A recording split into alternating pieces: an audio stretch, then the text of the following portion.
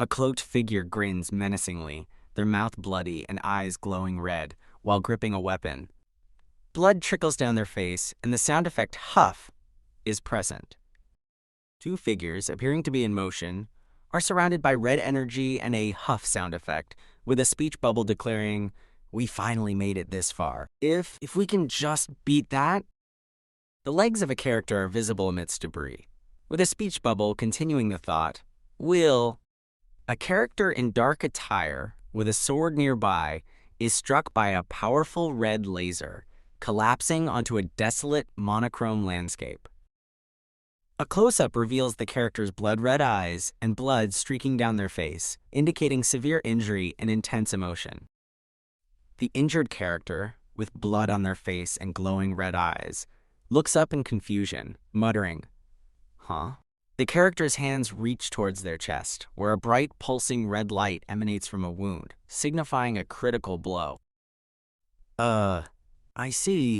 A sequence of panels shows the impact of an attack, followed by the character's internal monologue.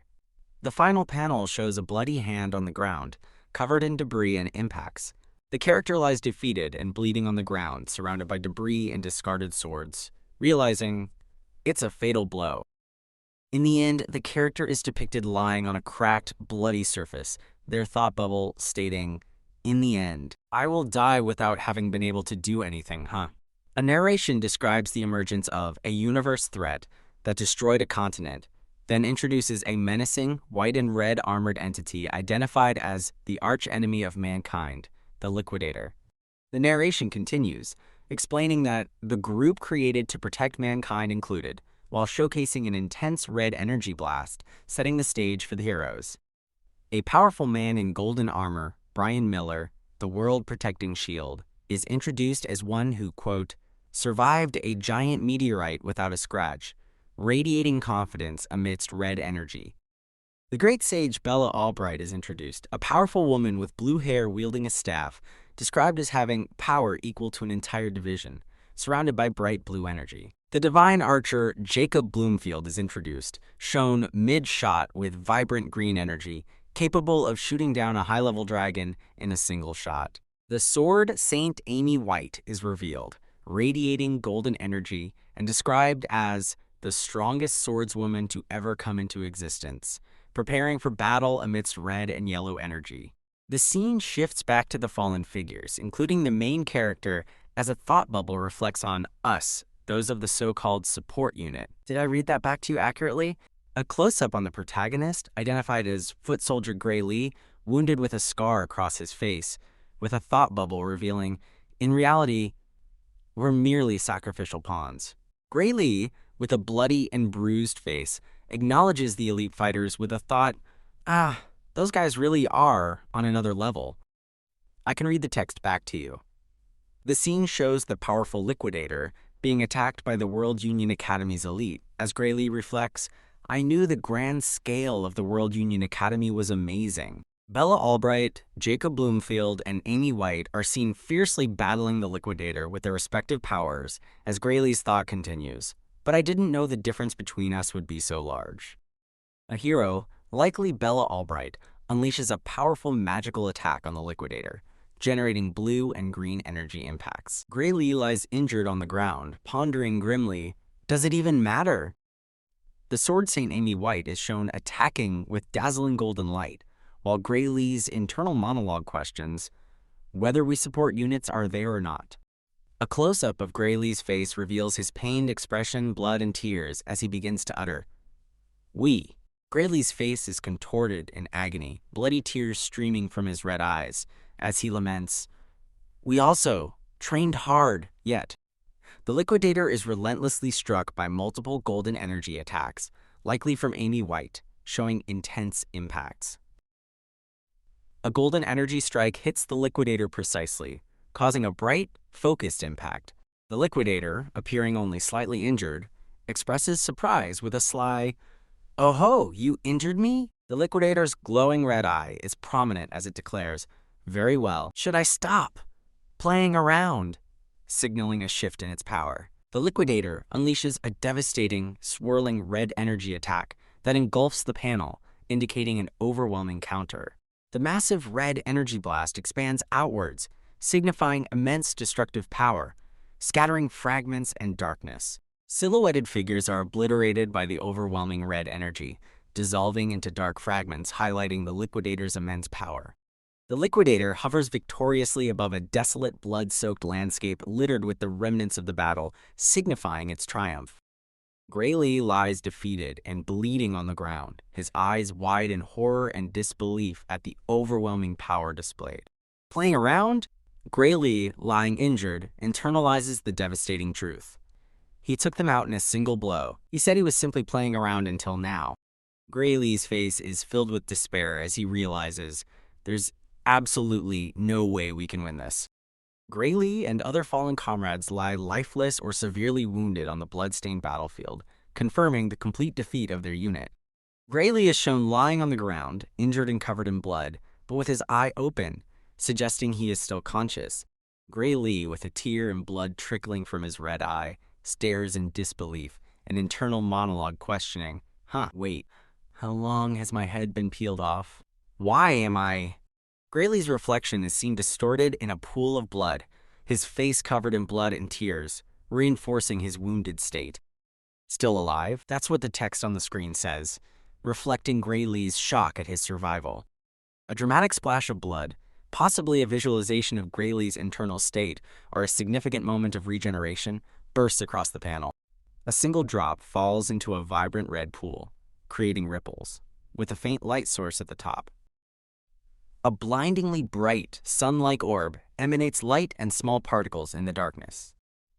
A shimmering black hole-like entity forms in a cosmic setting, surrounded by stars and energy, as a voice commands, "Come forth, you who wield great power." Is there anything else I can read for you? A close-up of Graylee's eye, now intensely red and wide open, suggesting a powerful, possibly new, awareness or ability. A figure in dark attire, Graylee, stands in a cosmic void amidst fragmented structures, questioning his whereabouts. Where am I? Is this the afterlife? It's a bit barren, though. A close-up on Graylee's face with red eyes as he continues his thought, also, against a dark, ethereal background. Graylee looks up at a majestic, robed figure seated on a grand throne, asking, "Who are you?" The figure is shrouded in shadow with intricate golden patterns. The robed figure, emitting dark, swirling energy, informs Graylee, "You have not perished. Your body's physical wounds have already been healed." Graylee stands in a bright, ethereal chamber.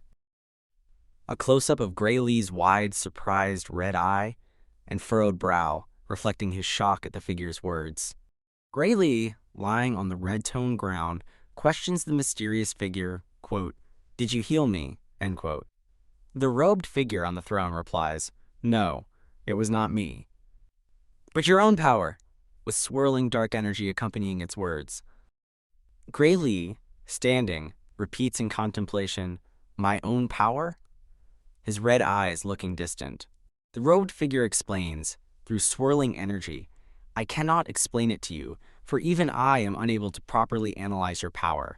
A small image of Graylee's injured body is also seen. The robed figure guarantees Graylee, via swirling energy, that his power is stronger than what the Liquidator possesses. That is, if you can control it properly. Graylee's face is shown in a close-up, his red eye intense as he asks, "Are you telling me we can win this?" The robed figure responds that it does not know and would, quote, "not have high hopes," yet believes we ought to get rid of the Liquidator. The robed figure gestures downward, proclaiming, "There." Graylee is depicted in a flashback, bloodied and recoiling from a red energy impact. "Now you can go." Two silhouetted figures stand above a swirling portal as a voice declares. Graylee, enveloped in bright blue energy and glowing runes, prepares for battle as a voice from a portal states, "I shall lend you my power." A close-up shows Graylee's face, his eyes glowing blue, as the powerful blue energy flows around and into him. Graylee lies amidst fallen comrades and scattered weapons on the desolate, red-hued battlefield, having returned. A close-up of Graylee's clenched fist, signifying his resolve and renewed strength. A sword, now crackling with dark, jagged red energy, is thrust into the ground, transforming its appearance. Graylee stands, holding the now dark, energy-infused sword, declaring, "It is your power. My power is not one you can see with the naked eye." A close-up on Graylee's boot, planted firmly, as he states, "I see." The Liquidator, the white and red armored entity, looks surprised by an unseen attack, exclaiming, Graylee, with blood on his face, stands over the seemingly injured Liquidator, thinking, it can't be to think there was still a strong person remaining. Graylee lunges forward, surrounded by aggressive red energy, confidently stating, "Looks like that did some damage." Graylee continues his powerful attack, enveloped in swirling red energy, beginning to boast, "I guess I could even say, my power's stronger than ye." Did you want me to continue? The Liquidator's red glowing eye is prominent as it fiercely retorts, "Do not underestimate me." Graylee, with blood on his face, fiercely engages the Liquidator, his red eyes burning with determination. A close-up on Graylee's blood-streaked face, his wide, red eyes expressing intense focus and rage. The Liquidator, now surrounded by a red aura, menacingly declares, "I'll commend you." The Liquidator continues its sinister speech for forcing me to use my all, as a devastating red energy blast erupts around Graylee's silhouette. A dramatic, abstract, black ink-like swirl emanates upwards from the bottom of the panel, symbolizing a powerful and volatile force. The Liquidator stands shrouded in darkness, its red, star-shaped eyes glowing ominously. A close-up reveals blood trickling from under the Liquidator's mask, indicating damage it has sustained. Graylee's silhouette is engulfed in dark, tendril-like red energy, signifying a profound power transformation. A close-up of Graylee's hand, now wreathed in swirling dark energy and red light, ready to strike. Graylee, cloaked in dark, red-tinged energy, confronts the white and red armored Liquidator in an intense standoff. The Liquidator expresses surprise, its red eye wide, exclaiming, "What the?" The Liquidator's hand is shown covered in red, hexagonal energy as it questions Graylee, "Are you truly human?" Truly human?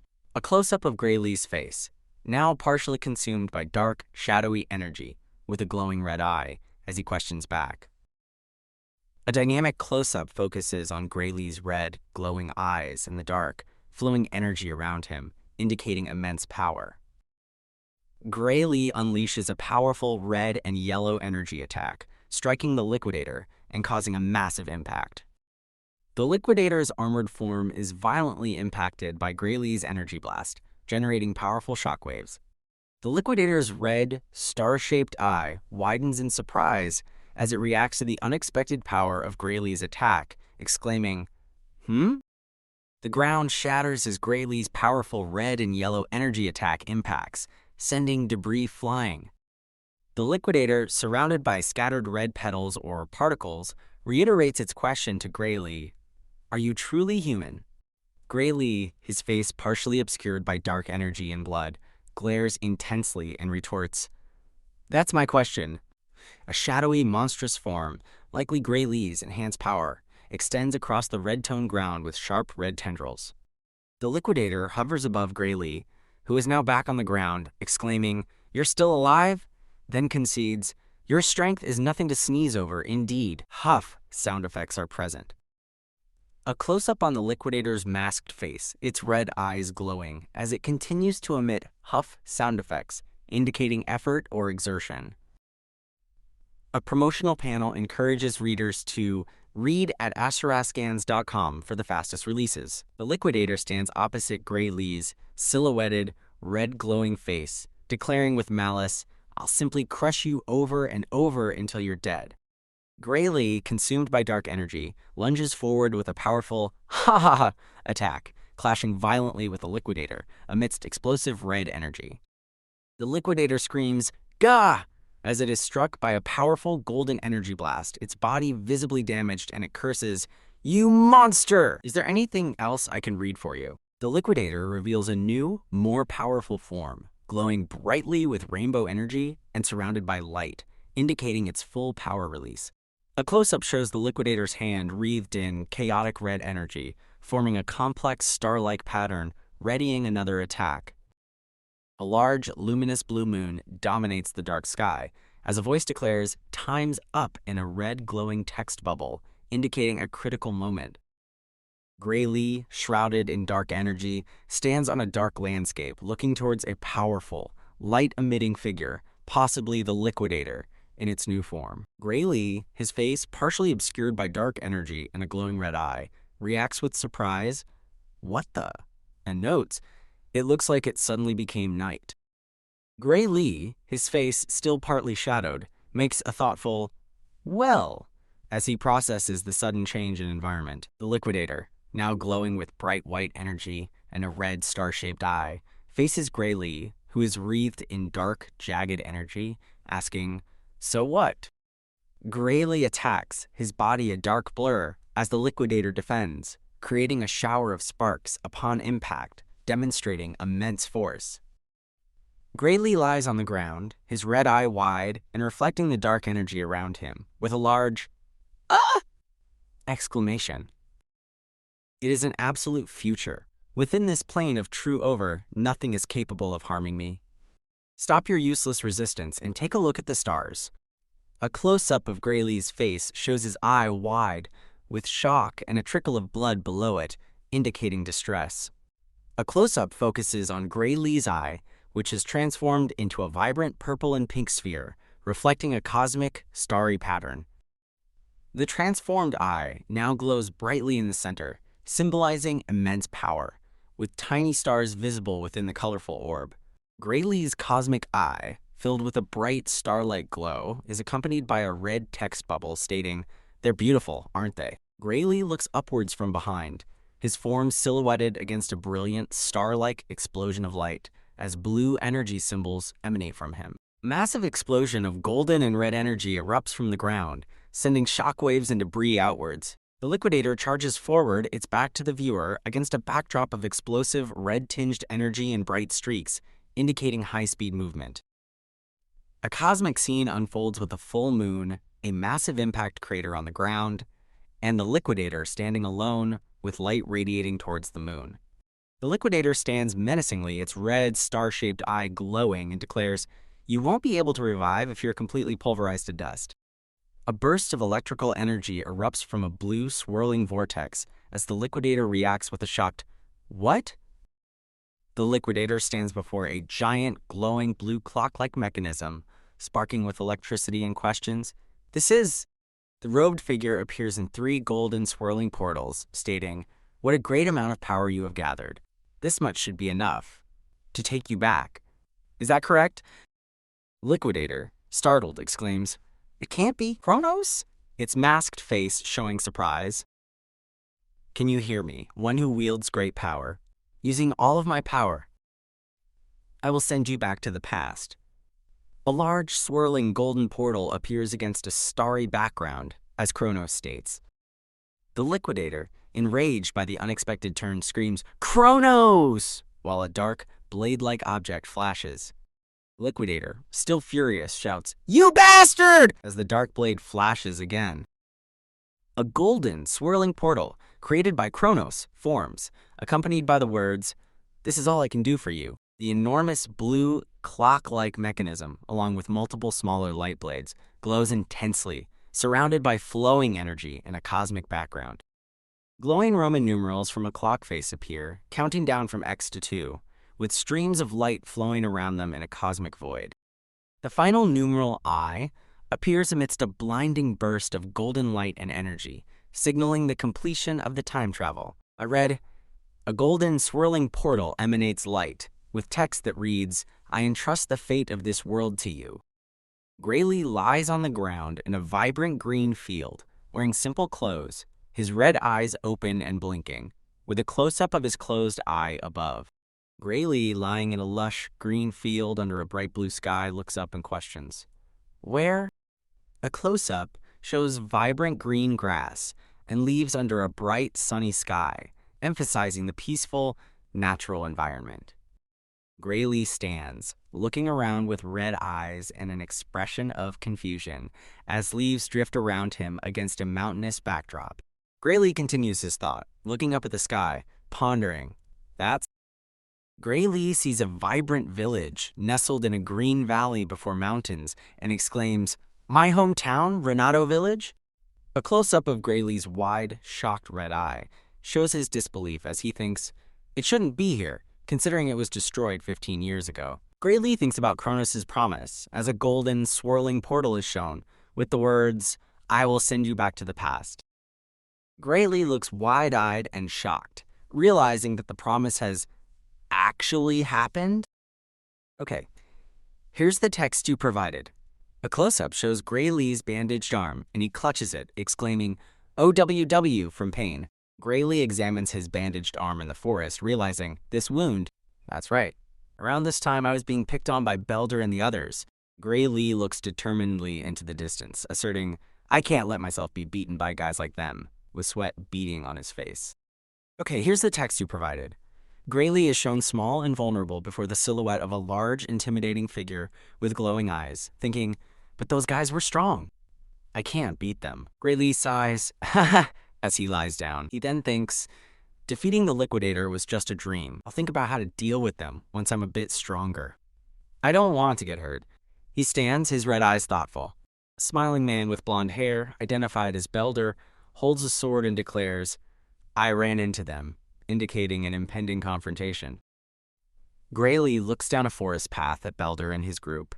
As Belder states, I've been looking for you. You sure made me go through a lot of trouble. Gray Lee stands with a serious expression, while a sword lies on the ground nearby, and Belder's voice commands him, pick it up! A close-up of Gray Lee's red eyes shows a puzzled expression with a large question mark and a speech bubble, indicating his confusion. Belder, surrounded by his group, smirks and tells Gray Lee, don't act dumb. Let's have a mock battle. Gray Lee stands alone, declining the mock battle by stating, oh, a mock battle? I'm sorry, but my injury hasn't fully healed yet. Thank you for inviting me, but I unfortunately cannot partake until my injury heals. Is there anything else you would like me to read? Belder and his group hold their swords, with Belder reassuring Gray Lee, don't worry, the blade is blunt, so it's safe. Is there anything else you would like me to read? Gray Lee stands near the sword on the ground, arguing against the safety of a blunt blade. But no matter how much you blunt a blade, it is still a big lump of iron. Hit someone with it in the wrong place, and a person's leg forcefully kicks the sword on the ground, sending it flying, while an angry voice screams, shut your fucking mouth already! Belder stands with a sword in a darker setting, provocatively asking Gray Lee, you think you have the right to say no? If you don't like swords... Belder lunges forward aggressively, completing his taunt. Then you can just fight without a weapon? While Gray Lee reacts with a shocked, URK, and thinks, he wants to beat me up when I'm unarmed? What happened to this being a mock battle? A close-up of Gray Lee's bandaged hand, with a thought bubble revealing, before I was sent back, a former military doctor told me this.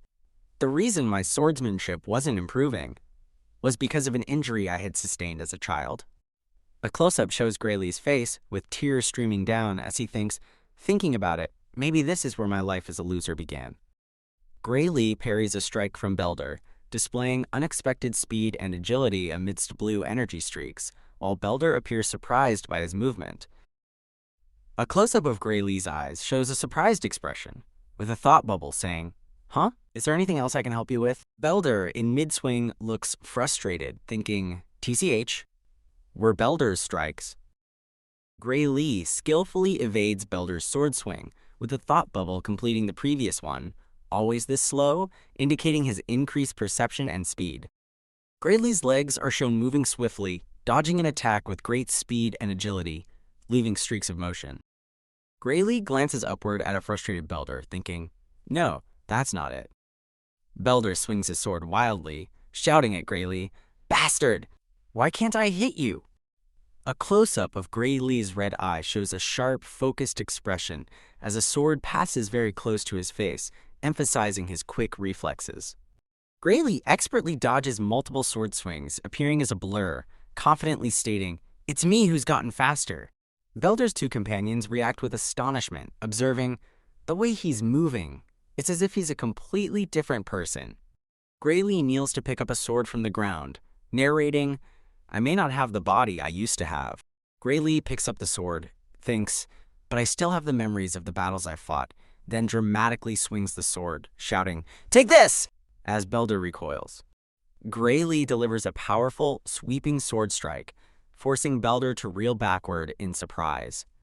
Belder exclaims, "Gah!" from being struck, while Gray Lee looks at him with a cold expression, thinking, "That was enough to throw him off his feet?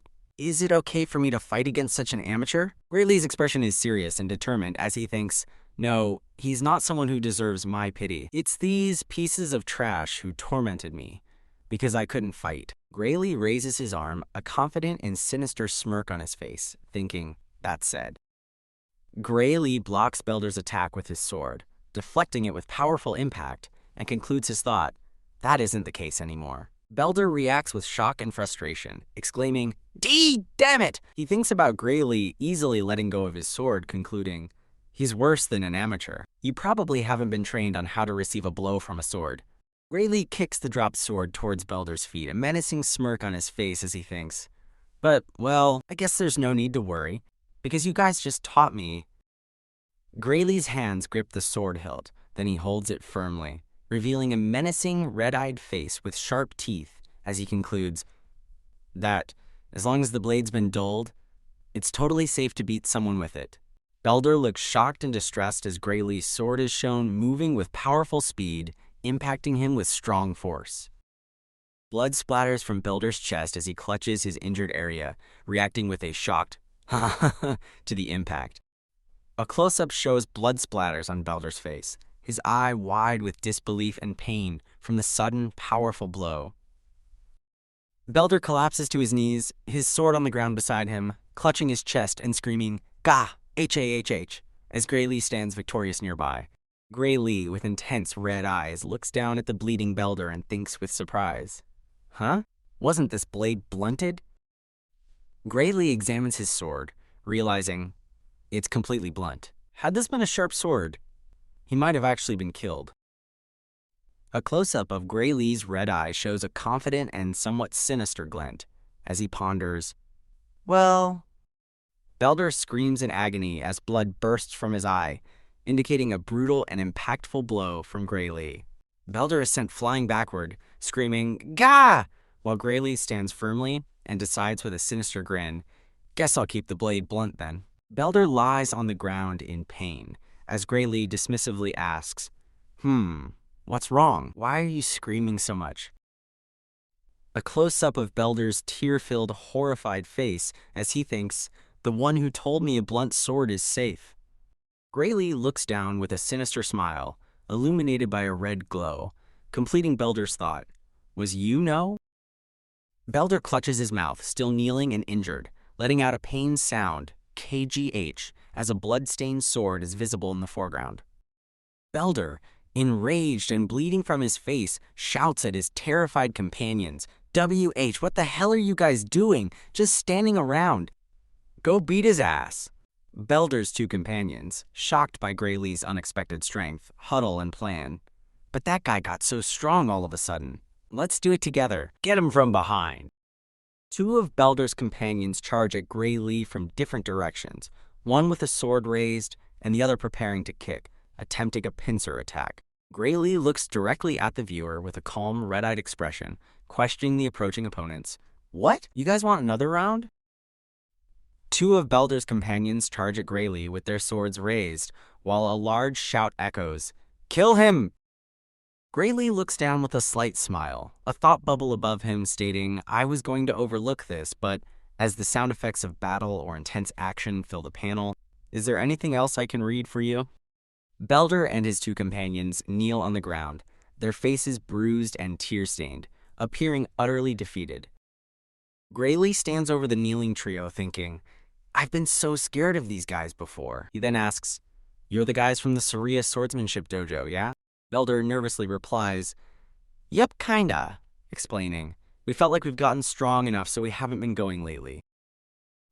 Gray Lee looks away, thinking, "This is what strong enough is supposed to be? I shouldn't expect much from the dojo itself. But regardless, it might have its uses." Gray Lee casually suggests to the group, Introduce me to this dojo. Ha, it's by referral only, right? Belder reacts with a pained expression, protesting, "Can't you ask someone else?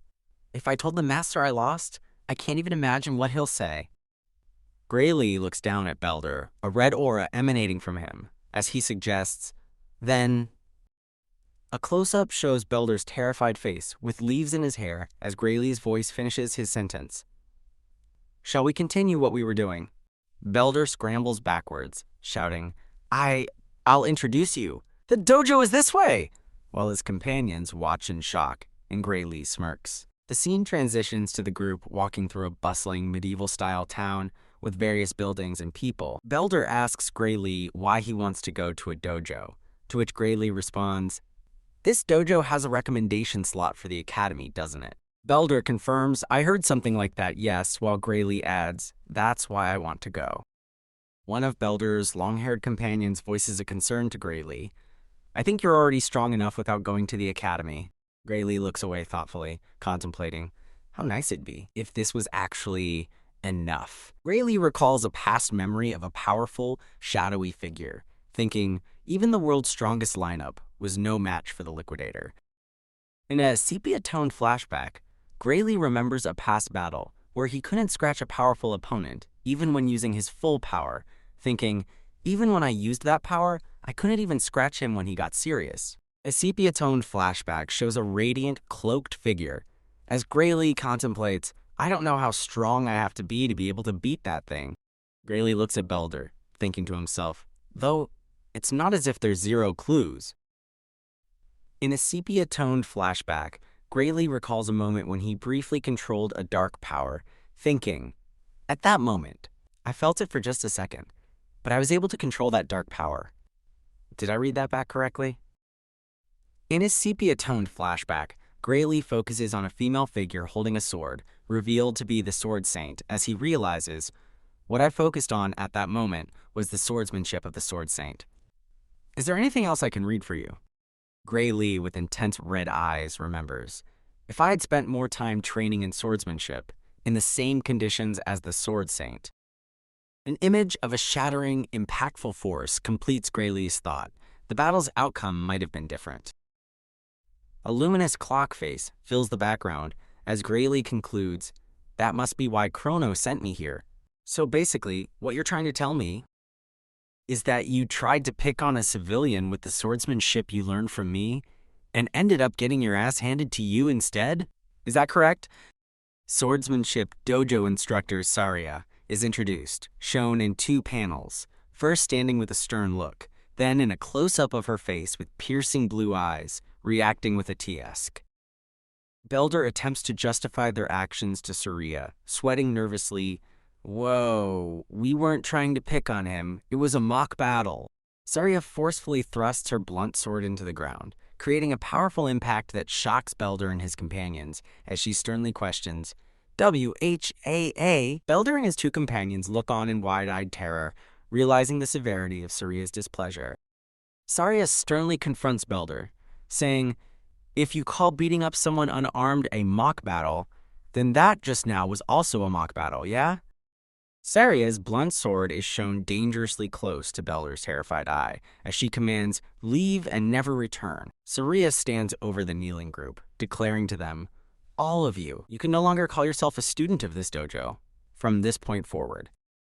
Belder and his companions collectively respond with a terrified, "Why, yes, ma'am." Belder and his 2 companions walk out of the dojo, looking dejected and defeated. Saria faces Graylee, apologizing. "Sorry about that. It seems my former students have caused you a lot of trouble." Graylee kneels politely to Saria, reassuring her, there's no need to worry about it. Thank you."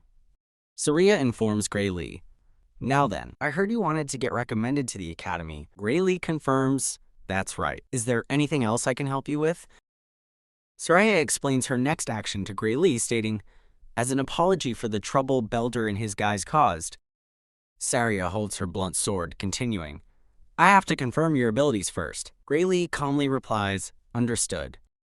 Saria gestures to Graylee, offering him the first move. "You may have the first move. Come at me whenever you're ready."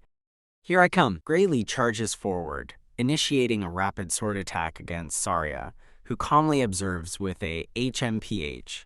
Saria skillfully parries Greylee's attacks, impressed by his technique, noting, "His swordsmanship is quite practical for his age. It's as if he's been through countless battles before." Saria continues to block Greylee's strikes, observing his superior skill, and thinks Belder and the others are no match for him. Saria continues to deftly block Greylee's powerful swings, noting his seemingly, quote, self-taught style, but recognizing his lot of talent as a diamond in the rough, despite being still rough.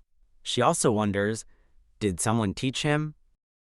Saria's face shows determination as she decides to end the battle, stating, "It's sad to see this end, but it's about time to wrap this up." Saria launches a powerful counterattack, swinging her sword with intense force and speed, her blue eyes gleaming. Greylee rapidly evades Saria's powerful sword strike, his red eyes focused, as streaks of motion follow his swift movement. Greylee swiftly evades Saria's powerful sweeping sword strike, indicating his impressive speed and agility during their sparring match. From an aerial view, Saria continues her relentless assault while thinking, HMPH, how strange. Saria's close-up eye shows surprise as she continues her internal monologue, why isn't he faltering, as Greylee's determined red eye is also shown. Saria, mid-attack, processes her observation, thinking, why can he keep up with me? I just wanted to test his skills a little, but what am I seeing myself? A close-up on Saria's startled face reveals wide, glowing purple eyes and a visible, signifying her deep astonishment at Greylee's unexpected prowess. Saria's internal thought echoes across the panel amidst red splatters, asking, am I so afraid of this child? Greylee prepares for a counterattack, his red eyes glowing intensely as shadowy red energy begins to emanate from him, hinting at the activation of a mysterious power. Greylee unleashes a dark, powerful slash, marked by intense red lines and shadowy effects, startling Saria and causing her to react with a surprised, quote, exclamation point, question mark, end quote. Saria's feet are depicted shifting to brace against an impact as she thinks, I had a bad feeling, but it was just a wild swing, huh? Greylee stands over a splintered floor, looking confident, thinking, you finally revealed your weakness, suggesting his attack found its mark. Saria, with a fierce, determined expression and glowing blue eyes, charges forward proclaiming, this ends here, as she swings her sword with powerful force. A close-up of Saria's eye shows intense focus and resolve as she makes her decisive move. Saria stands looking stunned, holding her wooden sword as if surprised by something, exclaiming, huh? A close-up on Saria's face shows her looking down with a surprised and slightly panicked expression, sweat trickling, as she asks, huh? Saria's blunt sword is driven forcefully into the ground, splintering the wooden floor and creating a trail of red energy as Greylee watches. Greylee's face shows a mix of surprise and realization as he thinks, it's the same sensation as back then. So I have that power, even now. A close-up of Greylee's glowing red eyes, surrounded by a faint blue aura, emphasizing the activated power. Is there anything else I can read for you? Saria clutches her stomach, grimacing in pain with a geesh sound effect, indicating that Greylee's unexpected power hit her. Saria stands over Greylee, who is kneeling and clutching his side, asking, what's wrong? Are you all right? Greylee's internal thought bubble explains his condition. My body. It failed to keep up with the power. A close-up shows Greylee's pained, sweating face as he grits his teeth, emitting an URK sound. Greylee slowly gets to his feet, holding his side, and reassures Saria, I'm okay. Greylee wipes his sweating forehead and thinks, ha, I could barely stand. I shouldn't use this power carelessly. Greylee looks away, deep in thought, considering whether he should reveal his power. Should I tell her about it? Saria stands, observing Greylee with a curious and slightly suspicious expression. Greylee decides, no, best not to. Even if I told her, she probably wouldn't believe me, and it's something I can't even control. Greylee gives Saria a sheepish smile, scratching his head, and says, I just got a little carried away, while Saria remains silent. Saria holds her wooden sword, thinking, logically, it's absolutely impossible to cut my sword with a dull wooden sword. Saria's thought continues. and I'm sure he himself realizes it. Soraya holds out her snapped wooden sword to Gray Lee, who looks at it with a surprised expression. Gray Lee nervously smiles, asking Soraya, "Is there something wrong?" Soraya internally notes, "He doesn't plan to talk about it, huh?" A close-up of Soraya's eyes shows her thoughtfully observing Gray Lee. "All right, you said you wanted a recommendation to the Academy, yes?" Gray Lee confirms, "Yes, I heard you could give me one." Soraya, with a slight smile, confirms, "Yes, I can. I certainly can give you a recommendation to the kingdom's finest educational institution, the Royal Academy of Swordsmanship." A close-up on Soraya's eye shows a serious expression as she tells Gray Lee, "I can't recommend that you go there." Soraya stands tall, addressing Gray Lee, and states, "You're not suited for that place." A close-up of Gray Lee's face shows a look of quiet understanding or disappointment. Gray Lee looks at his sword, thinking, "I knew it. I lack the strength. After all, I could hardly do anything, except at that last moment." Soraya looks at Gray Lee, revealing the true place he should aim for.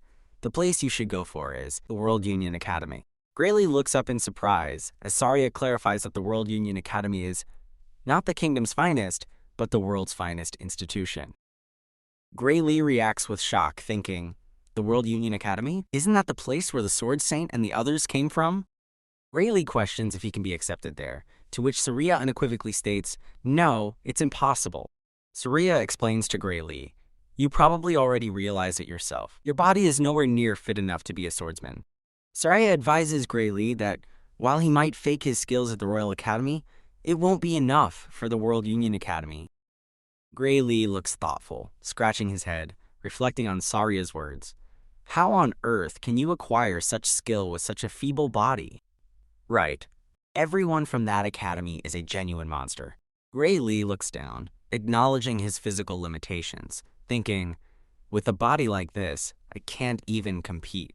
Soraya confronts Gray Lee, asking, "Why are you giving up? There are still 9 months until the entrance exam, you know?" Gray Lee looks at Soraya with a surprised expression, repeating her statement, "It's only 9 months." Soraya looks confidently at Gray Lee, stating, "Yes, I won't say it's enough time. I want you to trust me." Soraya looks intensely at Gray Lee, asking him if he is ready to suffer over the next 9 months of his training. Gray Lee, sweating slightly with red eyes, states, "I don't want to suffer." Gray Lee clenches his fist tightly, resolving his internal conflict by deciding, "But I'll do it." With determined red eyes, Gray Lee looks confidently at Soraya and declares, "Please take care of me over the next 9 months." Soraya smiles subtly, letting out a PFF sound, and praises Gray Lee with a simple but approving, "Great answer."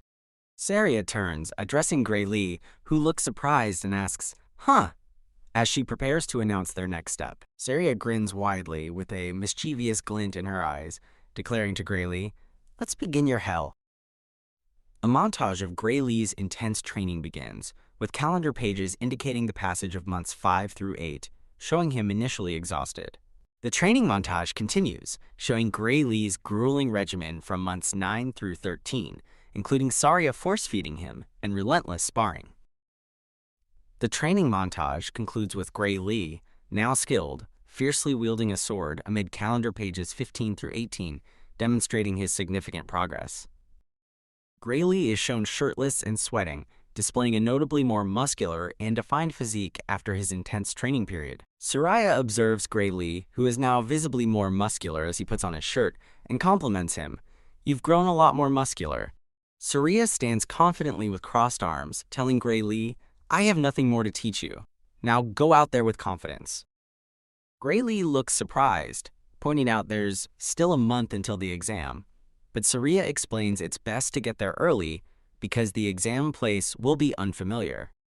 Here's enough money for the trip and a month's worth of food.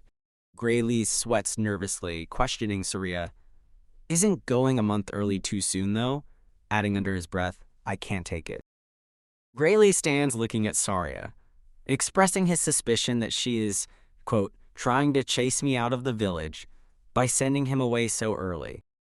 Soraya smiles gently with closed eyes, chuckling, "Heh," as she assures Gray Lee, "You're overthinking it." A close-up on Soraya's eye shows a hint of concern as she mentions, "I heard an ogre's nest was found near here." An outdoor view of the village buildings is shown, accompanied by Saria's internal thought that there are hardly any guards in this village. Is that correct? Saria scratches her head, remembering, right, they did find a nest. A split panel shows a concerned Graylee and a calmly smiling Saria, who asserts the nest has nothing to do with us, as, quote, help will come from the royal capital. Saria stands, telling Graylee, you should head to the exam without any worries, implying she will handle any local issues. A close-up on Graylee's face reveals his serious expression and intensely glowing red eyes, indicating a sudden realization. A sudden burst of purple energy emphasizes Graylee's internal thought. She's lying. No help will ever come to this village. Graylee's internal thought persists, grimly predicting, and right before the village is destroyed, Master will lose her life. A tragic vision shows Saria's bloodied body lying lifelessly on the ground, accompanied by Graylee's thought. They said she was killed when she went to kill the ogre alone. A close-up on Saria's face shows her looking down with a slightly puzzled expression as she responds, understood. Graylee bows slightly to Saria, expressing his sincere gratitude. Thank you so much. Graylee gives a confident, subtle smile, his red eyes glowing as he announces his departure. I'll be going. A close-up on Saria's mouth shows a gentle, knowing smile forming, reflecting her quiet approval as Graylee departs. Saria smiles widely with closed eyes, enthusiastically wishing Graylee well, exclaiming, yeah, I pray you pass the exam. A serene night sky, dotted with numerous bright stars and featuring a prominent full moon, sets the scene for the passage of time. Silhouetted leaves from trees are depicted against the starry night sky, establishing a natural, outdoor nighttime setting. A gruesome scene shows a skeletal corpse impaled by a sword, with fresh blood splattered, indicating a recent, violent death. A dimly lit forest path is shown, with a clear trail of blood leading into the shadows, hinting at recent violence. Saria looks down at a bloody trail on the ground, grimly noting that this matches what she knows from the scout's report. Saria gestures towards the blood trail on the forest floor, indicating its direction and stating, it's over there. Where are you going? A close-up on Saria's face shows a look of surprise and concern, reacting to something she has just seen or heard. Graylee sits calmly on a tree branch above Saria, who looks up at him in surprise and asks, Master? A close-up of Graylee's face shows his purple glowing eyes and a confident smile as Saria exclaims, Gray! Graylee, perched on a tree branch, questions Saria's presence, asking, why are you here? Shouldn't you be on your way to the academy? From a low angle, Graylee replies, that's my line, before questioning Saria about her previous assurance that the ogre nests would be handled by the royal army. Saria explains to Graylee that the royal army could not come due to an urgency, forcing her to deal with it myself. Saria smirks confidently, stating, anyway, I alone am enough, as she knows the nest's strength from the scout's report. Saria explains to Graylee that the ogre nest's boss is an elite ogre, and there are 40 to 50 monsters in total. Admitting the number of minions will be a tad tricky. Graylee looks serious, his red eyes glowing faintly, as he internally assesses the ogre, thinking, it's not that strong on its own. Saria is surrounded by ogres, as Graylee internally reflects that the ogre's true strength is its intelligence and leadership, making it suicidal to fight alone, and he knows one thing for sure. Saria is shown, while Graylee's internal thoughts reveal his deep concern. If I let Master go on alone, she won't make it out alive, and the village will be destroyed by them. A stark red background emphasizes Graylee's chilling internal declaration, I've seen that future with my very own eyes. Graylee urgently requests of Saria, please take me with you, but Saria firmly reiterates, and I told you, I alone will suffice. Is there anything else I can help you with? Graylee, with a determined expression, states, I don't want to miss this chance to gain some real combat experience. Or do you think I'm just going to get in your way, perhaps? Saria smiles gently at Graylee, acknowledging his skill. You yourself know you won't get in my way. I can't even best you in a mock battle anymore. Saria explains to Graylee, but nobody knows what may happen in a real fight, especially if Jita's monster's nest suddenly formed like so. Do you have any other text you would like me to read? A gruesome image shows a skeletal corpse impaled by a sword with fresh blood, highlighting the severe danger of real combat. Soraya advises Graylee, for a dangerous job like this, it's best to wait until you have a bit more experience in real fights. Graylee looks intently at Soraya, stating, "So you really insist on going alone?" Soraya then confidently reveals, "In that case, I have an idea. Is there anything else I can help you with?" Soraya looks surprised, her expression slightly puzzled, as she asks Graylee, "An idea?" Graylee's legs are shown as he declares his resolve to Soraya. "I'll fight you, knock you out cold, and deal with the ogre by myself." Graylee stands with a determined expression, holding his sword ready, reiterating his intention to handle the ogre nest alone after dealing with Soraya. Soraya and Graylee face each other in a tense standoff, their profiles silhouetted, reflecting the unspoken challenge between them. Graylee holds his sword with the tip pointed at Soraya's throat, having clearly bested her in their mock battle. Soraya stands defeated. Soraya closes her eyes, letting out a small heh chuckle, and concedes, "Fine, I give up. But promise me this." Soraya looks at Graylee, her expression serious, as she earnestly tells him, "Come back alive." A close-up shows Graylee's hand gripping the hilt of his sword, ready for the upcoming challenge. Graylee responds to Soraya's plea, his words reflecting his own concern for her. "You as well, master. Please don't die."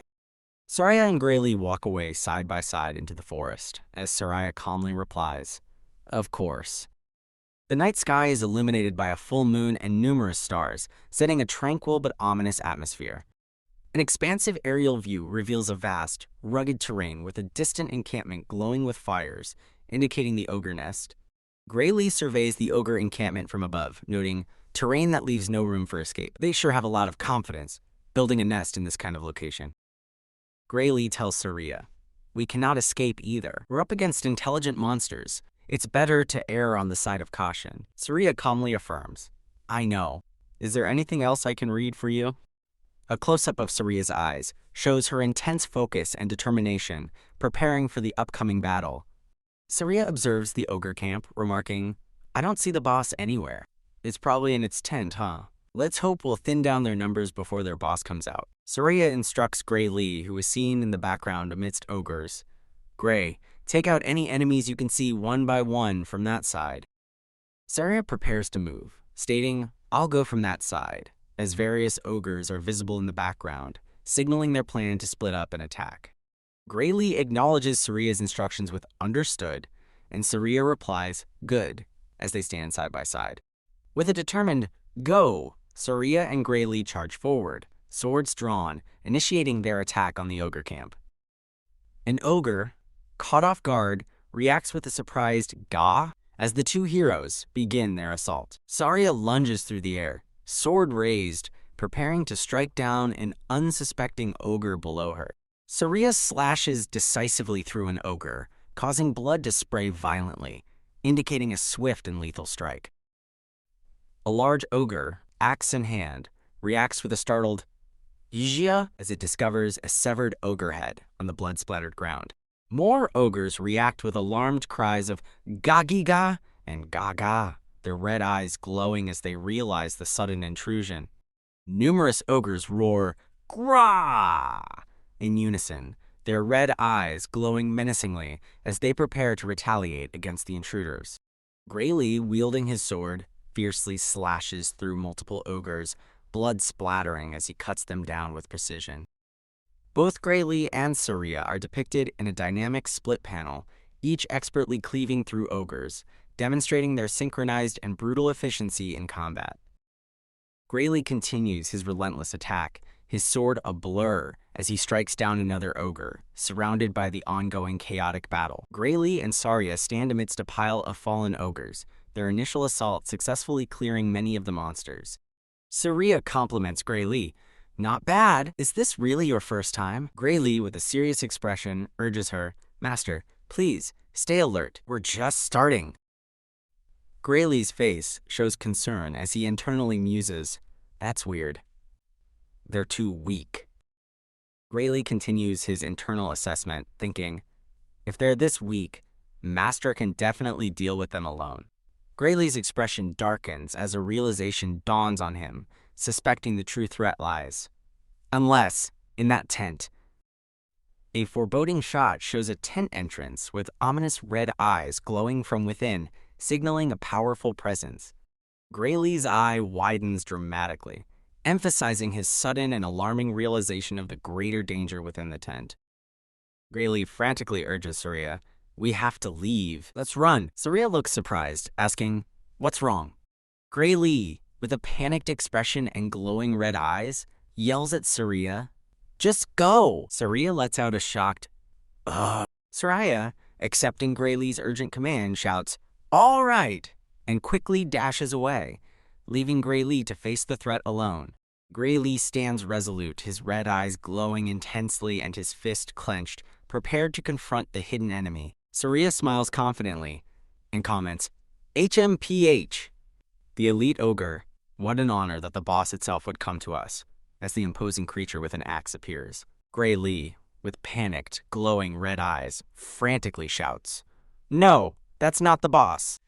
The real boss is..." A wide-open, fanged mouth with a glowing interior is shown, poised as if to consume something.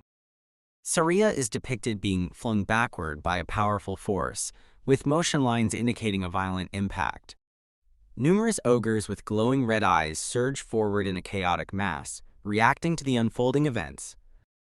Surya's eye is wide with shock, and a tear rolls down her cheek as she asks in distress, "What is that?" A massive, regal figure stands shrouded in red energy before a horde of ogres, identified as something far stronger than an elite ogre. Graylee looks on seriously, while Surya appears surprised as he identifies the true threat as an ogre general. The powerful, armored ogre general stands tall amidst its army, declared by Graylee as, quote, "This nest's true boss," end quote. A close-up shows the armored, clasped hands of the formidable ogre general. The ogre general's chest plate is visible, featuring a grim skull emblem with glowing red eyes. Surya looks dismayed, while Graylee urgently states, "An ogre general? It's not a monster that we can handle on our own." As the ogres advance, Surya grimaces in discomfort, letting out an ugh sound, clearly distressed by the situation. Surya, with a determined expression, declares, "Let's kill this one and run," as she charges towards an ogre. Sarya's sword collides with the elite ogre's axe in a powerful, light-emitting clash, demonstrating her fighting prowess. Surya swiftly slashes through an ogre, causing a dramatic spray of blood, indicating a lethal strike. Surya's bright blue eye widens in horror, with a single tear rolling down her cheek as she witnesses something shocking. The elite ogre's wound glows with purple energy as Surya exclaims in disbelief, "Its wound is healing?" Graylee battles multiple ogres with his sword, realizing internally, there's no use. The ogre generals roar, boost their allies' strength and recovery power. Surya struggles against an ogre, internally thinking, so that's why they feel strangely strong. It feels as if I can't defeat a single one of these ogres. Graylee delivers a fierce, bloody slash to an ogre amidst the chaotic battle. Graylee, seen from behind, panting, tells Surya, "Master, I'll leave my back to you," as an ogre approaches in the background. Surya looks at Graylee with a worried and questioning expression, asking, "You don't have to defeat it, just please buy me some time. What are you planning?" Graylee, with his back to the viewer, contemplates grimly, "There's only one choice, no?" Graylee's determined face, with glowing red eyes, is shown alongside the menacing face of the ogre general, as he declares, "It's to take down that bastard." Graylee lunges forward, his sword clashing with an ogre's weapon in a bright burst of energy. Graylee, with glowing red eyes, expresses internal annoyance. "It's annoying when they try to flank me." Graylee swiftly slashes multiple ogres with wide, energetic sword swings, cutting through the horde. An ogre with glowing red eyes lets out a loud "Grah!" roar, its mouth wide and menacing. Graylee, with intense red eyes and a determined expression, thinks, "Right now, I just need to focus on wiping out all the enemies in front of me." Graylee stands over a defeated ogre, surrounded by shattered remnants of other enemies. Graylee grimaces in pain while holding his cracking sword, realizing, Urgh, my sword can't withstand fighting a strengthened ogre. Greylee's sword collides powerfully with an ogre's weapon, generating a bright blue impact. Greylee, with blood on his mouth, looks resolute and thinks, "Thank goodness I have a spare." But it's only a matter of time before this one breaks too. Saria, in mid-motion, throws a spare sword towards Greylee, urgently shouting, "Grey, use my spare!" Greylee catches the sword thrown by Saria, his red eyes glowing, and expresses gratitude with a "Thank you." Greylee, now with two swords, internally assesses, "Now I have two, but they're not enough to wipe out all the enemies. For one ogre general, and any ogre standing in between though." A close-up shows Greylee's hand sheathing one of his swords, preparing for intense combat. Greylee, now wielding two swords, confidently declares, "They're enough," as he prepares to charge through the ogre horde. Greylee narrowly evades an ogre's attack, with blood trailing from his mouth, highlighting the danger. Greylee powerfully blocks an ogre's swing with his sword, causing sparks to fly. Greylee grits his teeth and lets out a tesk sound, indicating his struggle and determination. Greylee leaps over the attacking ogres, moving directly toward the imposing ogre general in the distance. The skull emblem on the ogre general's chest glows ominously, signifying activation of its power. The ogre general lets out a powerful roar, with its red eyes glowing intensely and a red aura emanating around it, cracking the ground. Greylee reacts with a shocked, "Wah!" as the ogre general's power strengthens the surrounding ogres, making him exclaim, "It strengthened them even more?" Greylee struggles against a powerfully enhanced ogre, gritting his teeth and crying, "Gah!" in exertion. Greylee barely blocks a massive blow from the ogre general's weapon, generating sparks, as the general comments, "You saw through my plan, huh?" The ogre general roars, "Grah!" at Greylee, surrounded by its reinforced army, acknowledging, "I guess your high intellect isn't just for show." Greylee's sword collides with a large flat surface, causing intense sparks, indicating a powerful attack against an armored opponent. Greylee clashes with an ogre, blocking its attack with his sword, causing a burst of sparks and intense red motion lines in the dark battleground. Greylee swiftly cuts through multiple ogres with a powerful sword swing, shouting internally, "Move!" as he pushes through the horde.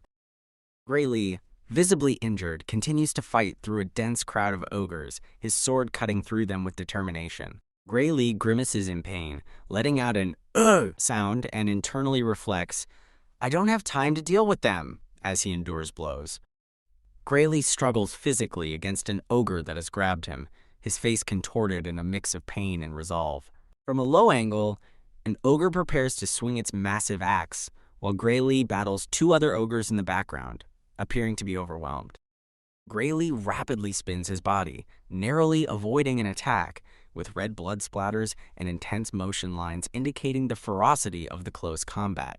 Greylee, with blood on his face and glowing red eyes, realizes internally, "They're trying to wear my swords out by throwing themselves at me." A close-up of Greylee's determined face, covered in blood and sweat, highlights his glowing red eyes and intense concentration during the fight.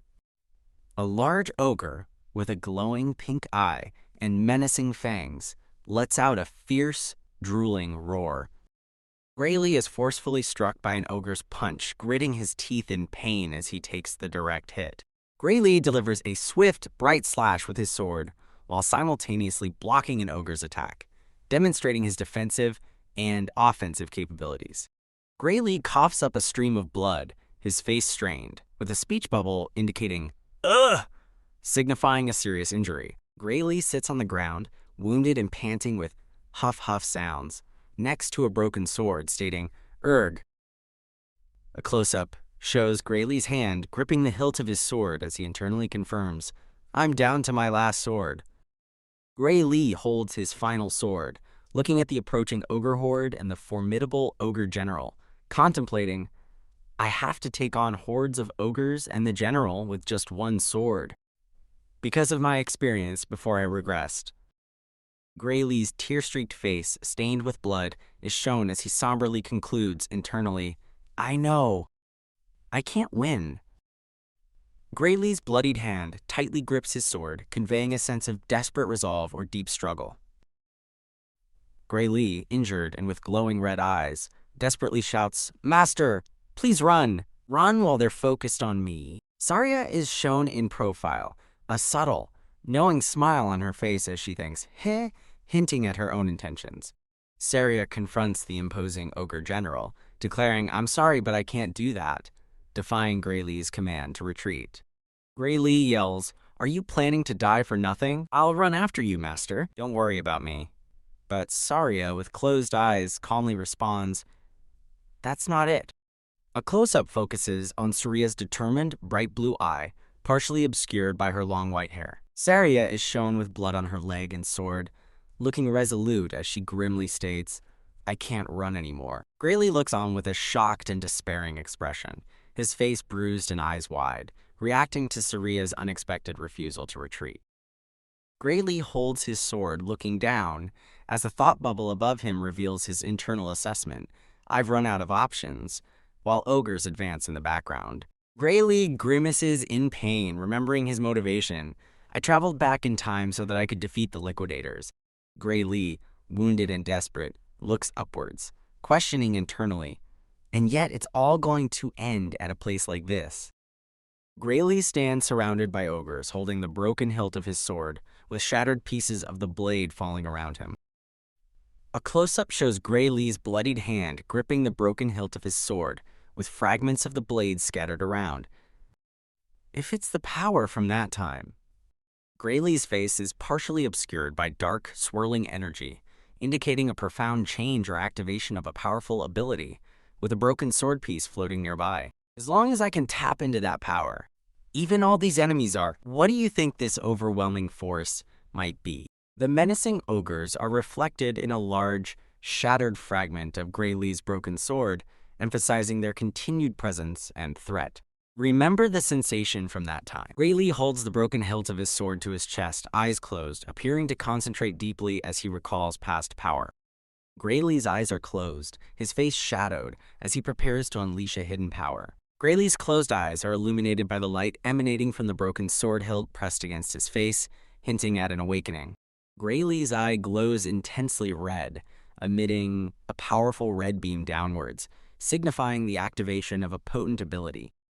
A close-up shows the powerful, concentrated red beam of energy extending downwards from Greylee's eye. Greylee stands with dark, wispy energy emanating from his outstretched arm and the broken hilt, facing away from the viewer, transformed by his awakened power. Saria looks back at Greylee with a worried and questioning expression, asking, "Grey?" as she notices his transformation. Greylee's profile is shown, blood smeared on his cheek and mouth, looking down with a pained but resolved expression. Greylee closes his eyes with a slight smile despite his bloody face, reassuring Saria, "It's all right." Dark, swirling energy surrounds his head. Greylee moves with incredible speed, leaving a red blur as he slashes through an ogre, causing a massive spray of blood and debris.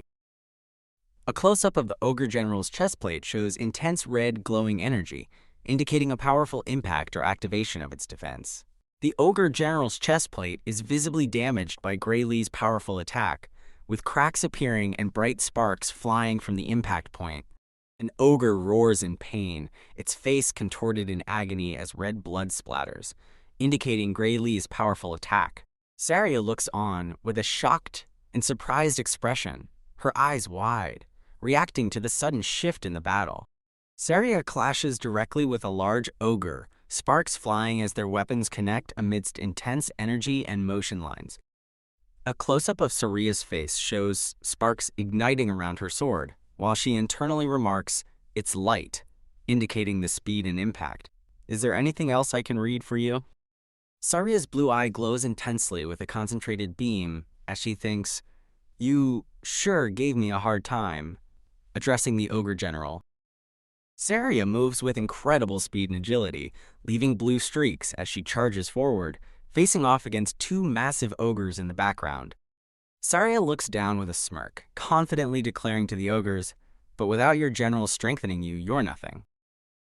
A full moon shines brightly in the night sky, illuminating scattered clouds and tiny stars, signaling the end of the intense battle. Greylee stands exhausted and panting amidst defeated ogres, while Saria calmly stands beside him, Greylee remarking, Somehow, we managed to. Gray Lee, with blood on his face and glowing red eyes, holds his broken sword hilt, profusely apologizing to Saria. Sorry, I broke your sword. Saria smiles warmly, reassuring Gray Lee. I don't mind. You saved my life. Saria reaches out her hand towards Gray Lee's, beginning to say, That aside, Gray, with a knowing look. Saria stands over Gray Lee, who has collapsed to the ground from exhaustion after the battle. Gray Lee lies unconscious on the ground, indicated by the sound effect, with a shadowy figure standing over him. A close-up shows Gray Lee lying unconscious with blood on his face as a worried voice shouts, Gray! Gray Lee, with glowing red eyes, looks confused and disoriented in a dark, ethereal space, asking, Where am I? Gray Lee stands alone in a dark, watery void, looking towards a large, glowing rectangular structure. Gray Lee stares at a massive, ornate door, chained and glowing with ethereal light, questioning, A door? Intense red energy pulsates and flows across the chained door, indicating a powerful and possibly dangerous force contained within. Gray Lee observes a crack forming on the dark door, from which red energy seeps, confirming, This is. Gray Lee's eyes widen in shock and recognition as he perceives a monstrous eye of red energy, exclaiming, It's that power! Gray Lee gazes at the pulsating red door, contemplating, If I open it, will I get that power? Gray Lee's red eyes glow intensely, a determined yet hesitant expression on his face as he stands in the dark void. A close-up shows Gray Lee's foot stepping forward, causing ripples in the dark, watery surface, indicating his advance towards the door. Gray Lee's terrified face is engulfed in a crimson glow, surrounded by menacing red demonic figures, highlighting the overwhelming power emanating from the door. Gray Lee's foot quickly steps back, sending out red ripples, signifying his instinctive retreat from the overwhelming power of the door. Gray Lee stands amidst a red glow, stating, I don't know why, but I know for sure. Gray Lee's face is illuminated by a fierce red light as he grimly states, that if I open this door as I am now, revealing the dire consequences. Gray Lee's face is contorted in fear and sweat as he definitively declares, I'm going to die. Wise call. Gray Lee's red eyes snaps open wide as he lets out a pained and startled, ugh sound, indicating he is waking up. Gray Lee awakens in a bed, bandaged and visibly disoriented, panting heavily. Saria leans over Gray Lee's bed, looking relieved and exclaiming, Gray! You're awake. Saria stands by Gray Lee's bed in a village infirmary, informing him that he's been unconscious for 5 days, and she was worried. Okay, here's the text she provided. Gray Lee lies in bed, bandages on his face and arm, acknowledging, So I've been asleep for 5 days. I pushed myself pretty hard. I guess it took a toll on my body. Saria, with bloodied ground and defeated ogres in the background, looks distraught and corrects Gray Lee, stating, I don't think pushed myself pretty hard are the right words to describe what you did. Saria, with her arm in a sling, asks Gray Lee with concern, That aside, is your body all right? Can you move? Gray Lee looks down, contemplating his condition, and says, Let's see. Gray Lee attempts to move his right hand, realizing, I can't muster any strength in my right arm. I can move it if I try hard enough, but will I still be able to hold a sword with this? A close-up reveals Gray Lee's bandaged right arm, now covered in unsettling black, swirling marks resembling a severe bruise or corrupted energy. Saria observes Gray Lee's arm, stating, It's not moving very well, is it? While Gray Lee internally notes she can't see it and acknowledges, I can't put any strength into my dominant arm. Saria grimly explains to Gray Lee, I mean, all the bones in your right arm are in pieces, after all. Gray Lee looks surprised by Saria's revelation that his bones are in pieces, yet notes, but it doesn't seem to hurt at all. A close-up shows a gleaming, ornate silver potion bottle, confirming it was used for Gray Lee's injuries. Gray Lee looks astonished and concerned at the mention of a magic potion, questioning, Isn't this really expensive? Saria, sitting on the bed with her arm in a sling, reassures Gray Lee, Don't worry, the village chief gave it to US. Gray Lee, still bandaged, looks surprised and questions, The chief did? Why would he give it to someone like me? Surya looks at Gray Lee, questioning his self-deprecating remark. What are you saying? Surya gently places her hand on Gray Lee's shoulder, telling him, Gray, you're the hero of this village. Gray Lee looks utterly dumbfounded by Surya's declaration, his eyes wide in disbelief as he responds, A man with a mustache, identified as the chief, shouts Gray Lee's name with an outstretched arm and an intense expression. Gray Lee, holding a potion, attempts to thank the chief for the magic potion, but the chief interrupts, declaring, It is USWHO should be thanking you.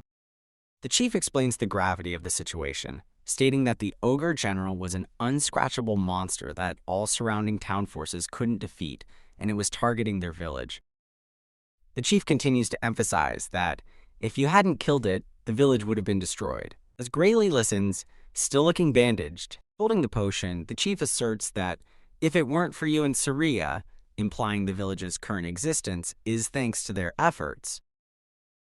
With Surya now visible behind him, the chief concludes, none of them would be here, if not for Gray Lee and Surya's actions, leaving Gray Lee surprised. Gray Lee looks uncomfortable and dismisses the chief's praise, stating, You're exaggerating. The chief looks directly at Gray Lee, confidently countering his remark with, You yourself should know that I'm not exaggerating. A close-up on Gray Lee's red eye indicates his internal reflection on the chief's words. Gray Lee internally acknowledges, maybe the chief is right, as a fiery vision of a destroyed village appears, realizing, in the world before I regressed, this village was supposed to have been destroyed by the ogre's attack. The chief then asks Gray Lee about his plans. I was told you're going to take the entrance exam for the World Union Academy. Is that correct?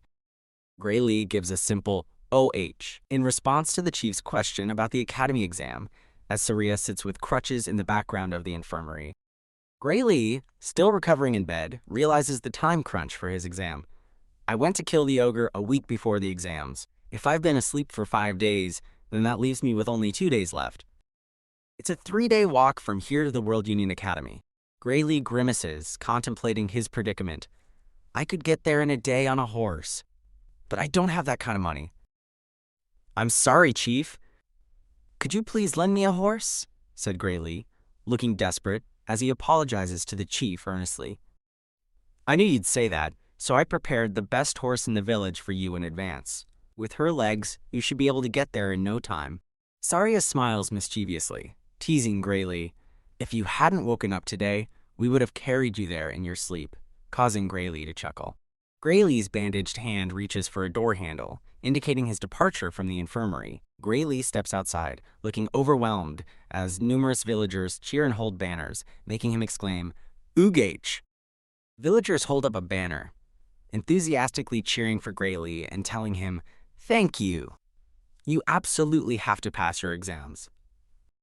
2 smiling women hold a banner, expressing their gratitude. Thank you for saving the village. Gray, please take this. Gray Lee looks at the small cloth pouch in his hand, questioning its contents. What is this? The villagers explain that the pouch is, quote, something the whole village chipped in for you, adding, we heard it costs a lot to apply to the World Union Academy.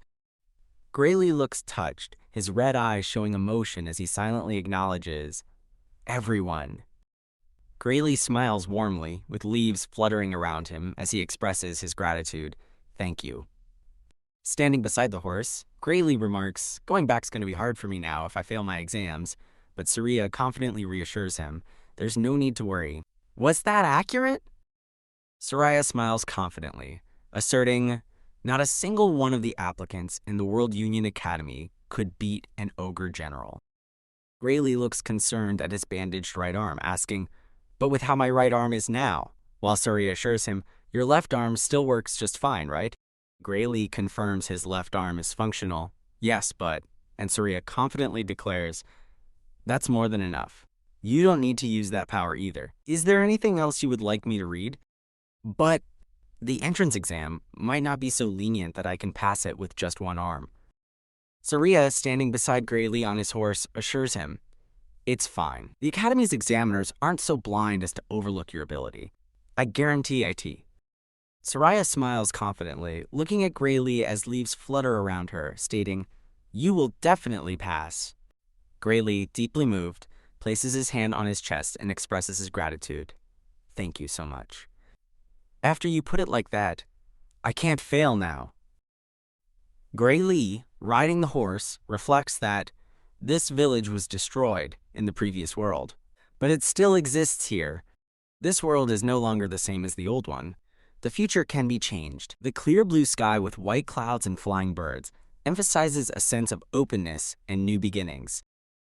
With this power, Gray Lee, with a determined smile and bandaged face, declares, "I'm off," as leaves flutter around him. Gray Lee rides away on his horse, expressing gratitude. Thank you. Thanks to you, I made it in time. Gray Lee, with a resolute expression and glowing red eyes, looks back as he rides away under a clear sky. So that's the World Union Academy. A wide shot reveals the imposing World Union Academy, with many people and vehicles on the pathway leading to it, as Gray Lee exclaims. The blue sky with scattered clouds and birds soaring creates a serene atmosphere. A towering, circular building with many arched windows is shown, part of the World Union Academy complex. We will now begin distributing the exam tickets. Until this process is complete, all examinees must remain inside the central arena. Gray Lee stands among the large group of hopeful examinees, realizing, all of us here are examinees, right? But only around 20 of us are going to pass. Two examinees discuss the fluctuating pass rate, mentioning that in some years they accepted 50 people, and in others only one person makes it. As Gray Lee listens, his eyes wide. A close-up on Gray Lee's face shows his determined and serious expression, his red eye glowing slightly, as he processes the information about the exam's difficulty. A person with long red hair, presumably Professor Ariel, stands facing a large crowd of examinees as an unseen voice announces, "Now then, Professor Ariel, if you would please." Let's get straight to it. We will now begin distributing the exam tickets. Examinees, please take the paper that appears before you. Professor Ariel snaps her fingers with a confident gesture, initiating the distribution of exam tickets. Golden magical energy surges through the arena, causing illuminated paper tickets to manifest before each examinee. Gray Lee looks surprised, reaching out to grasp a glowing exam ticket that has appeared directly in front of him. Gray Lee holds his exam ticket, which displays Paper Diamond Examinee number 513, Fencing Course, as a thought bubble confirms. Looks like everyone has theirs. Is there anything else you would like me to read? Professor Ariel explains to the examinees that their tickets only show their number and course, reassuring them. Some of you might be surprised to see that nothing's written on it except your number and course. Rest assured, that's how it is every year. Is there anything else I can help you with? Professor Ariel offers a subtle, knowing smirk, saying, "Heh," implying amusement or confidence in her methods. Professor Ariel elaborates on the Academy's policy, stating, "The World Union Academy does not discriminate based on AGE, gender, nationality, status, OR, anything else. Even your name." Professor Ariel looks directly at the examinees with a confident expression, concluding her statement, "is of no significance to us. Only those who pass the exam and earn the right to cross the bridge will be asked for their name. You can even give us a fake one, if you prefer." Gray Lee holds his exam ticket, looking bewildered, and asks himself, "I left my sword at the inn, but it still says I'm in the fencing course. What kind of system is this? Furthermore, I assigned your courses according to how you look."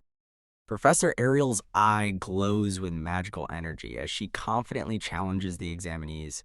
"If I got it wrong, do raise your hand." Quote, two examinees express their disbelief, questioning, "She picked our courses just by looking at us? She's got to be joking, right? There's no way she did that with how many of us are here. Is that correct?" Other examinees wonder if they were checked beforehand or if Professor Ariel used some form of mind-reading magic. Professor Ariel observes the crowd, concluding, "Looks like no one's in the wrong course. Next, I'll announce your exam schedules. Please check your tickets." Gray Lee's exam ticket now clearly displays his scheduled exam time. First day 11 a.m. for his fencing course. Gray Lee grimaces, lamenting, "Damn it, I'm up on the first day. I was hoping for a little more time to let my arm heal." Professor Ariel sternly lays out the exam rules, emphasizing, "This is a one-shot practical exam. If you're late, you're automatically disqualified. Make sure you come on time. We also do not accommodate personal requests for schedule changes. Graylee clutches his bandaged right arm, desperately wishing, I still can't get much strength into my dominant arm. Please, let it heal by tomorrow, even if it's only a little. The title card announces the next day over a bright, clear blue sky and the Academy's architecture. Graylee looks distressed, holding his injured arm and realizing it didn't heal at all. I guess I have to take the exam with my arm still like this. An examiner announces, next examinee, please wait at the arena entrance. Graylee, standing near the entrance, sighs. Oogsh. Graylee exhales, telling himself, okay, phew. No, I shouldn't be pessimistic about this now. Graylee flexes his hands, affirming, my left arm is fully functional, and I can still move my right to an extent. Graylee, with a determined expression and glowing red eyes, resolves, I need to use that time I have left to learn the examinee's moves. Graylee continues his internal monologue, find an opening, and the examiner tells the current examinee, you may make the first move. Is there anything else I can read back for you? An examinee, a muscular man, charges forward with a sword, shouting, UOOOORGGH. The charging examinee is shown mid-action, his powerful attack leaving streaks, but he appears to miss the examiner. The examinee is visibly surprised to see the examiner, a man in glasses, calmly standing behind him, indicating he had dodged the attack. The examinee, determined, cries out, Koogsh, I'm not gone yet. As he tries to keep fighting, sparks flying from his sword clashes. Do you want me to read anything else for you? A close-up shows the intense impact and sparks as the examinee's sword clashes against an unseen force, reflecting his desperation. The examinee's eyes widen in shock as the examiner, reflected in his sword, easily blocks his powerful attack. The examinee raises his sword for another strike, while the examiner prepares to counter with speed and precision. The examiner swiftly parries the examinee's attack, his sword creating a blue arc of motion. The examinee falls backwards onto the ground from the force of the examiner's precise countermove. The examinee sits defeated on the ground as the examiner announces, that concludes your exam. You may retrieve your weapon and exit the venue. The examinee responds, understood. Do you have any other text you would like me to read? The examiner smirks confidently, saying, heh, after defeating the examinee. Graylee stands observing the scene, his face shaded, an expression serious. Next, number 513. Graylee responds with a frustrated yes, while internally questioning, you're telling me to fight someone? WHO just beat a guy larger in build than him, with one arm. The examiner tells Graylee, you may make the first move. Graylee, now holding a sword, replies, understood. Graylee grips his sword, his bandaged arm visible, thinking, honestly, I don't feel like I stand a chance, but I'll still do whatever I can. Graylee charges forward, declaring, here I go. His master's words echo, a sword isn't swung with just your arms. You channel the power generated from your body through your arms. Graylee's red eyes are focused and determined as he recalls his master's teaching. That's what you taught me, right, master? Graylee prepares his swing, mentally asserting, even if my right arm's powerless, if I can drive the force through my other muscles. Graylee attacks with a full body swing of his sword. Graylee lunges forward with his sword, internally reflecting on the difficulty of fighting with one arm. Then again, it's not like I can fight the way I usually do. If swinging a sword without arm strength was that easy, no one would bother training their body in the first place. He faces the examiner. Graylee executes a powerful full-body swing, his sword creating an orange arc as the examiner parries, resulting in a large exclamation mark signifying the force of the impact. Graylee looks surprised, his red eyes wide, as a thought bubble appears stating, huh? Isn't the instructor's sword? The examiner holds his sword while Graylee's internal monologue continues, concluding, quote, kind of slow, as he assesses his opponent. Graylee and the examiner clash swords forcefully, generating a bright flash and blue energy streaks from the impact. Graylee's intense red eyes are fixed on the examiner as he thinks he has insane power, but his speed and technique don't even come close to Master's.